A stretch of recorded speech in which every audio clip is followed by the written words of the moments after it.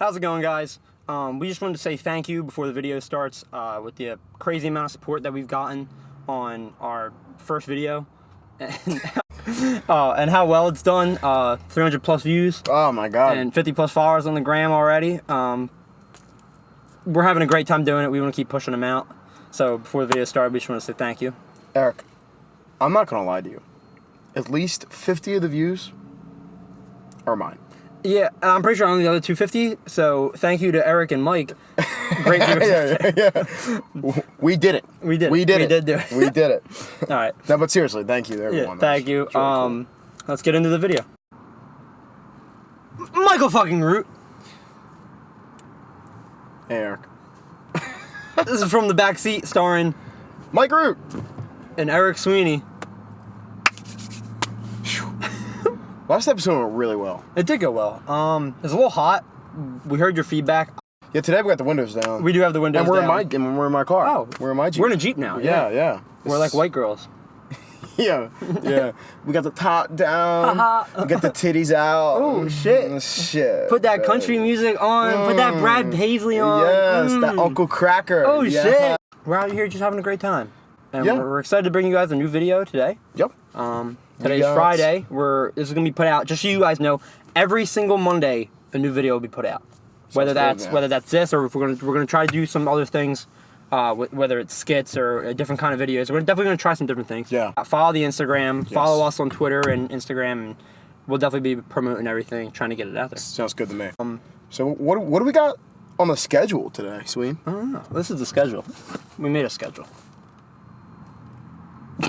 It says review last episode. We did that. We did do that. Did we do that? Check that off. Check it off. Okay. Now We did intro. Now make out. Oh. That's weird.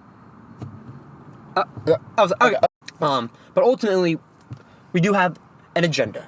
We do have an agenda. We have a main topic that we want to talk about, and that main topic today is going to be our top 3 TV shows of all time. Bet.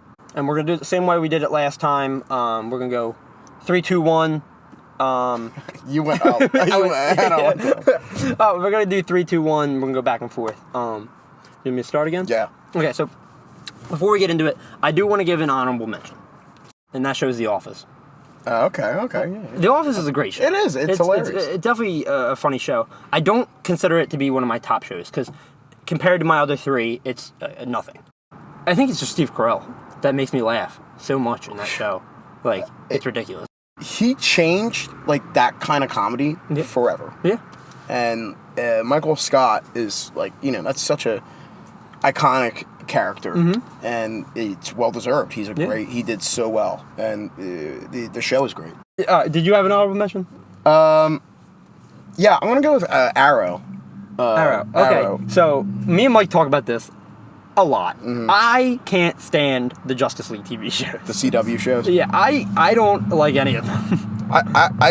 Dude, like I really don't blame you. I don't blame you at all. Like Supergirl. That drove me up a wall. Yeah, I was like, okay, I can't do this.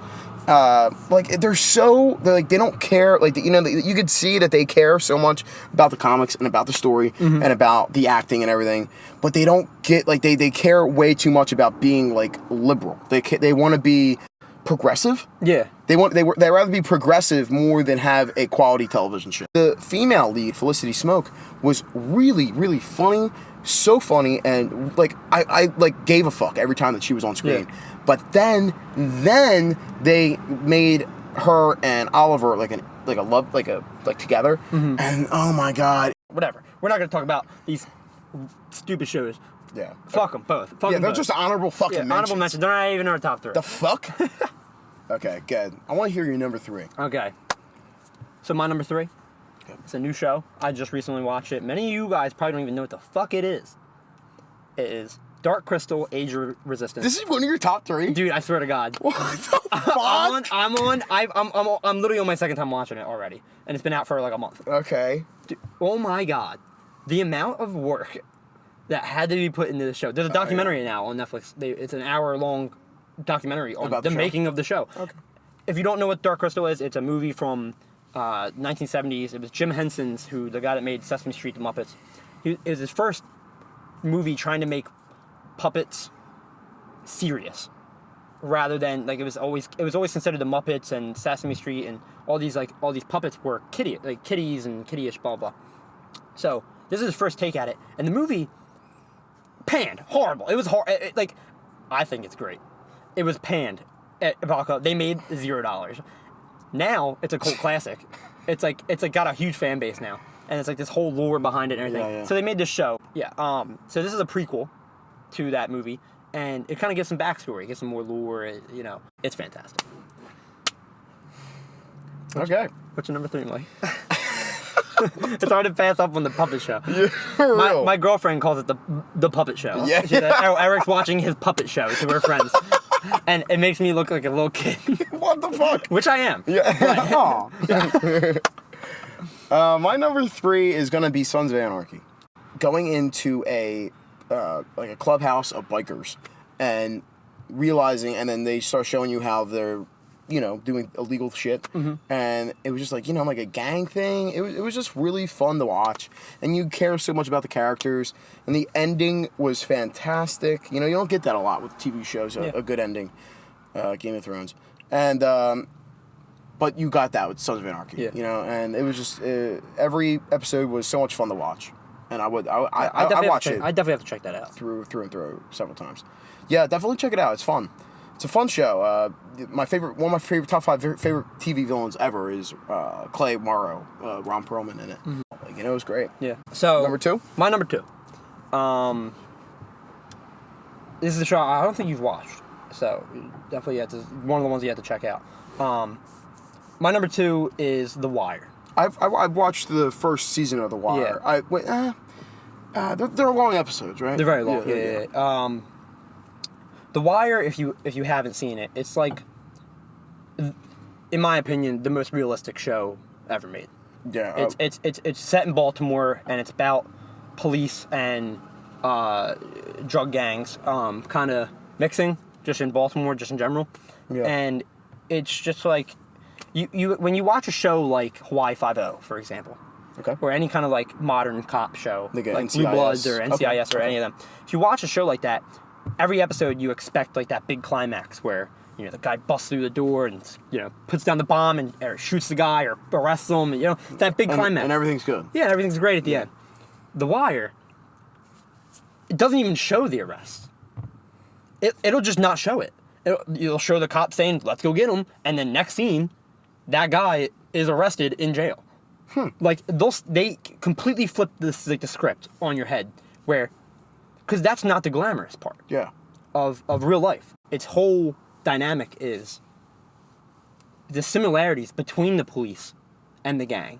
How everyone's just human, and there's the police that are in it for the money, and there's the gang members that are in it for the money, and there's the police that are in it for the game, and the gang members that are in it for the game. Even the worst, the highest member of the gang in The Wire, you'll see him in episodes be the good guy. If there's a kid that he's like mentoring in the gang, where like a new up and comer, and his dad beat him up, he'll go and beat up the dad. I like that. Which he's the villain of the show. Yeah, but he's the good guy that episode. And then there's cops like that arrest him for that. Thing. So you hate the cop. Oh. Like, and it's kind of it's every single episode's different. So it just makes this whole dynamic. And if you haven't seen it, watch it. It's fantastic. Cool. I want to check it out. Definitely got to take time and check it out. Yeah. So what's your number 2? My number 2 is going to be, I want to go Breaking Bad as my second favorite show. You know, it was Breaking Bad's probably number 4 on my list. Okay, yeah. You know, it's I know you're number 1, yeah. And oh my god, it's just so awesome. Like another great villain, Gus Fring. Mm-hmm. Oh my god, like every single scene that he was on the goddamn fucking camera, my pants were wet from like sweat and my shit and piss, a little bit of cum. No, Giancarlo Esposito really put that character into different categories. And that's like the complete opposite of The Wire, where it's so out there. Like, it's almost realistic, but like it's not. You know what I mean? Like, it could totally happen, but like, yeah. I think it's based off of like a semi-true story where it's like there's a chemistry teacher or something like that. But like, the stuff's so out there that you're so invested, where it's like, it's contrast to my number 1, where it's so like realistic, but they're putting these stories in there that are like so fun and interesting that you just get so invested. And you care. And you care so much. Yeah. Okay, number one. You want to say it at the same time? The Sopranos. See, Mike knows me so well. My dad's actually rewatching it right now. Really? So I just be like walking in, and I go in and I ask so many questions because I'm like, oh, did this person die yet? Yeah. Oh my God, The Sopranos is easily the best show of all time. One, it's set in North Jersey, so Jersey gang, you gotta respect that. You know, we're here. What is this car? I don't know. I hear it too. You hear that? Yeah. It's fucking loud as fuck, fucking cocksucker. Does he not know we're doing this? The Sopranos is the best show of all time. It's all about family. Yeah. And when you threaten that, you threaten your own life. Oh, yeah. When Damon Lindelof, the guy that wrote Lost, which I'm just going to say is my favorite show of all time. Okay. The guy that wrote Lost, he was like, we watched the end of The Sopranos, and we were talking about it with everybody, and we were like, oh my God, this is a fucking amazing ending. Yeah. And then, but everybody was like, and then he heard, like, that everybody hated it. And he's like, wait, they hate that? For your number one, I've also watched Lost. This is cool how you were also watched this so we can talk about it. Yeah, it's a great show. It's not on my top list. How many seasons was it? 6. It was 6. So it's 6 seasons. I believe the writers stopped after 4 or 3. No. They wrote all 6 seasons. Okay. Damon Lindelof wrote all 6 seasons. There was some kind of like dispute where they wanted to end it. Right? They wanted to end it. They were after like season 3 or 4. 3. Okay. So after I didn't mind season 4, like it was all right. But season 1, 2, and 3 were phenomenal. Great. And then I think it's those last 2 seasons kind of just don't do it for me. It got really weird. It was weird. You know, yeah. It was always weird. And I didn't like the ending. And again, that's another dispute between a lot of people. A lot of people didn't like that ending. I didn't personally. I know you didn't mind it. I know a few of my friends didn't mind it. Well, people were like, wait, so were they dead the entire time? In the finale, the dad, Christian, Jack's dad is like, because Jack was like, wait, so we were dead the entire... And Jack's like, no, everything that you experienced was real. Everything that happened to you in your life was 100% real. Mm-hmm. And so when people were asking that, like, wait, were they dead the whole time? I'm like, wait, he just said that they weren't. Yeah. So what it was like this, you know, like, they weren't dead. They were just living this life on this island that people weren't supposed to go on. You know, and the whole Jacob storyline. I think because my favorite character in that show is John Locke. Yeah. My God, dude! Every fucking scene that he's in, he's badass. He's the guy that I'm always looking up to. Yeah. And then they killed him, and it was weird. And then he became the bad guy. Yeah, and one of the worst things that can happen for a TV show is when the broadcasting network that pushes them out starts to get involved and.